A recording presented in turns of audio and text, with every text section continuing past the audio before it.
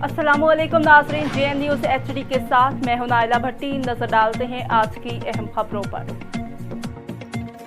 लाल सुहानरा market से दिन दिहाड़े चोरियां करने वाले दो चोर मौके पर पकड़े गए चोरों से दर्जन से ज्यादा क्रिस्टल आइस की पुड़ियां बरामद। आज समेत दोनों चोर पुलिस चौकी लाल सुहानरा के हवाले। लाल सुहानरा मार्केट में बदअमनी फैलाने वाले और रोजाना की बुनियाद पर ताजर बरादरी का कीमती सामान चोरी करके मोटरसाइकिल पर फरार हो जाते थे।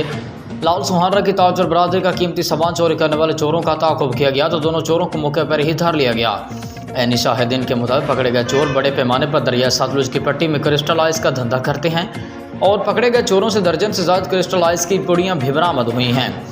बाजार से पकड़े जाने वाले चोरों को क्रिस्टल आइस समेत पुलिस चौकी लाल सुहानरा के हवाले कर दिया गया है। मुतलका पुलिस उनके खिलाफ कार्रवाई में ताहाल हस्बे रिवायत ले तो लाल से काम ले रही है। इस सवाल से जब मौक़िफ़ लेने की चौकी इंचार्ज लाल सुहानरा मुअज़्ज़म कालू से उसके मोबाइल नंबर पर रब्ता किया गया तो उन्होंने फ़ोन ही अटेंड न किया।